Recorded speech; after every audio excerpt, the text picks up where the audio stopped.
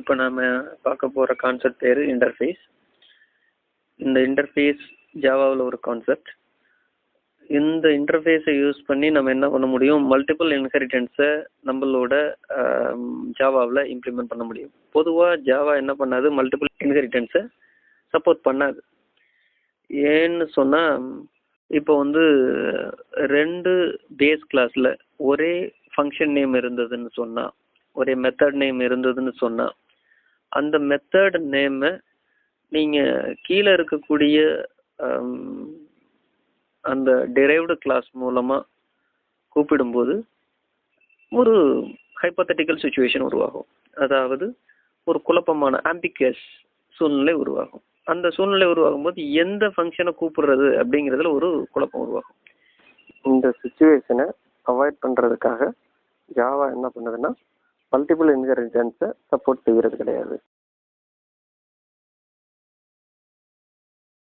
இருக்கக்கூடிய ஒரு வழிமுறை என்னன்னு சொன்னால், இன்டர்ஃபேஸ் அப்படின்னு சொல்லக்கூடிய ஒரு கான்செப்ட். இந்த கான்செப்டில் என்னன்னு சொன்னால், இதுவும் ஒரு கிளாஸ் மாதிரி தான்.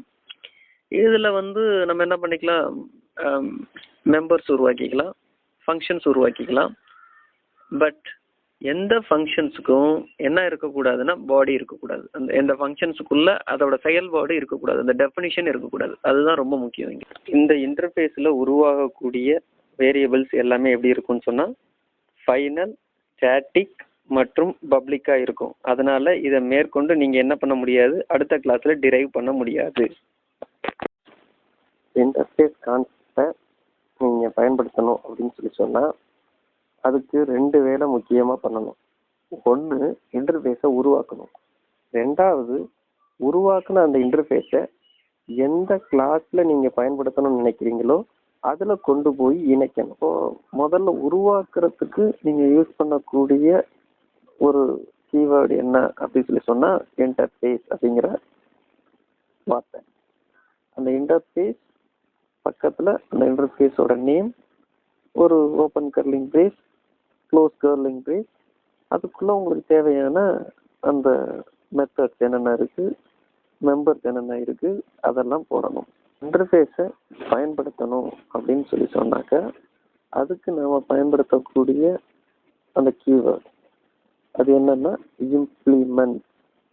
அந்த இம்ப்ளிமெண்ட் அப்படிங்கிற ரிசர்வ்டு வேர்டை நீங்கள் யூஸ் பண்ணீங்கன்னா, நீங்கள் என்ன பண்ணிக்கலாம், உங்களோட இன்டர்ஃபேஸை ஏதோ ஒரு கிளாஸ் பயன்படுத்துகிற மாதிரி நீங்கள் செயல்படுத்த முடியும்.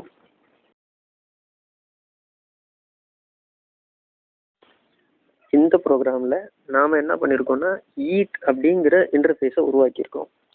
அப்படி உருவாக்குனதோட மட்டும் இல்லாமல் அதில் ஒரு பிஹேவியரை சொல்லியிருக்கோம். அது என்னன்னா, ஃபுட் பிஹேவியர். இந்த ஃபுட் பிஹேவியரை ஒரு பேர்டில் போய் இம்ப்ளிமெண்ட் பண்ணோன்னா என்ன மாதிரி ஆகுது, மெயின் கிளாஸ் என்ன மாதிரி அவுட்புட் வருதுன்னு பாருங்கள்.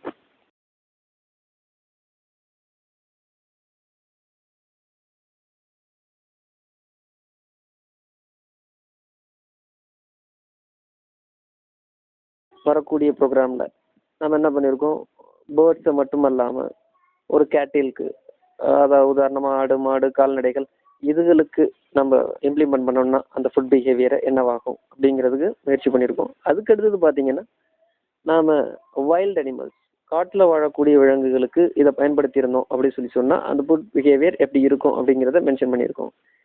இதை நீங்கள் பார்க்க முடியுதா?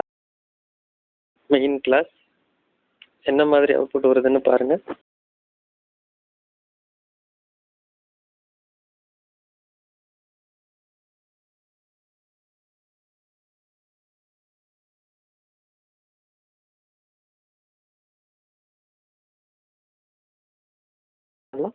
பார்க்கலாம்.